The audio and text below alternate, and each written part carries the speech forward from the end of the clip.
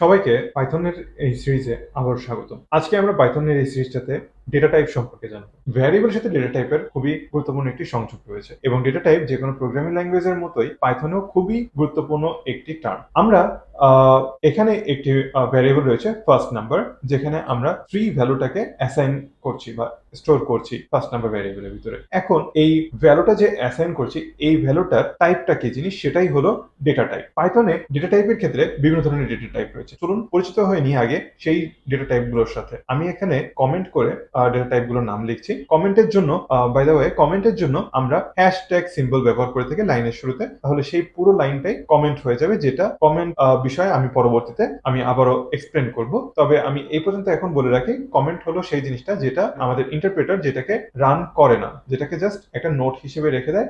আমাদের যারা প্রোগ্রামার তাদের জন্য একটা নোট হিসেবে রাখে, এটাকে রান করে না, এটাকে স্কিপ করে যায়। ওকে, তো পাইথনের ডেটা টাইপ কত ধরনের আছে? পাইথনে নিউমেরিক ডেটা টাইপ আছে, পাইথনে নিউমেরিক ডেটা টাইপ আছে, পাইথনে টেক্সট টাইপ ডেটা টাইপ আছে, টেক্সট টাইপ রয়েছে এরকম। তারপরে রয়েছে পাইথনে দেখা যাচ্ছে যে ম্যাপিং টাইপের ডেটা টাইপ রয়েছে, পাইথনে বুলিয়ান টাইপের ডেটা টাইপ রয়েছে, বিভিন্ন ধরনের ডেটা টাইপ রয়েছে। তার ভিতরে আমরা কিছু খুবই গুরুত্বপূর্ণ ডেটা টাইপ সম্পর্কে আমরা একটু আলোচনা করে নিই। অন্যতম একটি গুরুত্বপূর্ণ ডেটা টাইপ হলো ইন্টিজার টাইপের ডেটা টাইপ, যেটাকে আমরা শর্ট ফর্মে ইন্ট বলে থাকি, ইন্টিজার টাইপ। এবং ইন্টিজার টাইপের ডেটা টাইপের ভিতর কি কি ধরনের ডেটা পড়ছে সেটা একটু জেনে নিই। যে কোনো হোল নাম্বার, যে নাম্বার গুলো অ্যাকচুয়ালি দেখা যাচ্ছে যে কোনো ধরনের ডেসিমাল ভ্যালু নেই, যেমন হতে পারে 1, হতে পারে সেটা 25, 245, 245, হতে পারে সেটা 10।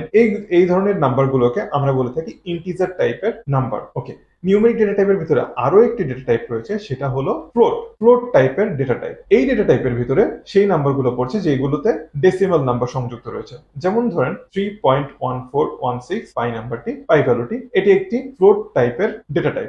এই গেল আমাদের নিউমেরিকের ডেটা টাইপ গুলো, যেটা ইন্টিজার এবং ফ্লোট টাইপের রয়েছে। তাছাড়া আরেকটি গুরুত্বপূর্ণ ডেটা টাইপ হলো স্ট্রিং হলো সেই ধরনের ডেটা টাইপ যেখানে আমরা যে কোনো ক্যারেক্টার বা লেটারকে আমরা অ্যাকচুয়ালি এখানে স্টোর করতে পারি। তো এই ক্ষেত্রে যেমন হতে পারে সেটা হ্যালো ওয়ার্ল্ড। এই যে হ্যালো ওয়ার্ল্ড আমরা যেই লেখাটি লিখলাম, এখানে বিভিন্ন ধরনের লেটার রয়েছে এবং একটি ক্যারেক্টার রয়েছে, এই পুরোটাকেই আমরা বলছি স্ট্রিং। এখন স্ট্রিং বিষয়টা নিয়ে একটু জানতে হবে। স্ট্রিং টাইপের ডেটা টাইপকে লিখতে হলে অবশ্যই ডাবল কোটেশন মার্ক শুরুতে এবং একদম শেষে, যেখানে আমার লেখাটি শেষ হয়ে যাচ্ছে তার শেষে এরকম ডাবল কোটেশন মার্ক দিয়ে চিহ্নিত করলেই আমার পাইথন ইন্টারপ্রেটার বুঝতে পারবে যে আমি একটি স্ট্রিং টাইপের ডেটা টাইপ লিখেছি।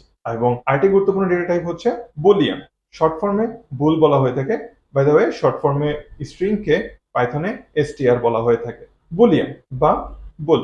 সো এইখানে বুলিয়ানের ক্ষেত্রে দুই ধরনের ভ্যালু অ্যাসাইন করা যায়, সেটা হচ্ছে ট্রু অথবা ফলস। শুধুমাত্র ট্রু অথবা ফলসই বুলিয়ানের ভিতরে পড়ে, যেটাকে আমরা বাংলায় বলতে পারি সত্য নাকি মিথ্যা। এটা যে কোনো কন্ডিশন বা যে কোনো কন্ট্রোল ফ্লোর ক্ষেত্রে এটা অ্যাপ্লিকেবল। কন্ট্রোল ফ্লো সম্পর্কে আমরা যখন জানবো তখন দেখবো যে এই ট্রু বা ফলস বুলিয়ান ডেটা টাইপটা খুবই গুরুত্বপূর্ণ একটি বিষয়। এখন ধরুন আমি যে ফার্স্ট নাম্বার যে 3 লিখেছি, এই যে ফার্স্ট নাম্বার 3, আমরা যখন 3 দিচ্ছি, এটাকে যখন 3 না বলে আমি ধরলাম 10 বললাম।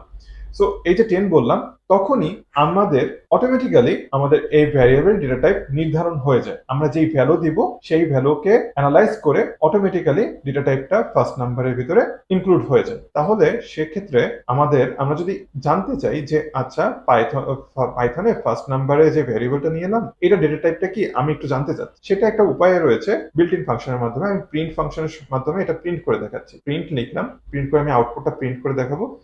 ডেটা টাইপটা জানার জন্য আমরা টাইপ নামে একটা ফাংশন রয়েছে বিল্ট ইন পাইথনের ক্ষেত্রে, টাইপের ভিতরে ওই ভ্যারিয়েবলের নামটা বলে দিলাম ফার্স্ট নাম্বার। এবার আমি রান করে দেখি, এই যে সো রান করার পরে আউটপুট হিসেবে বলছে ক্লাস ইন্ট। তার মানে আমার এই ফার্স্ট নাম্বার যে ভ্যারিয়েবলটা রয়েছে তার ডেটা টাইপ ইন্টিজার টাইপের ডেটা টাইপ। এরকম ভাবে আমি যদি আরেকটা ভ্যারিয়েবল নিই নেম নামে, যেখানে আমি একটা স্ট্রিং রাখবো, আমি শুরুতেই বলেছিলাম ডাবল কোটেশন শুরু করতে হবে এবং শেষ করতে হবে ডাবল কোটেশন দিয়ে। তো এখানে আমি লিখতে পারি যে যেমন হতে পারে আমার নেমের ক্ষেত্রে এখানে আমরা বলতে পারি iTesseract টেকনোলজিস। ওকে, iTesseract টেকনোলজিস।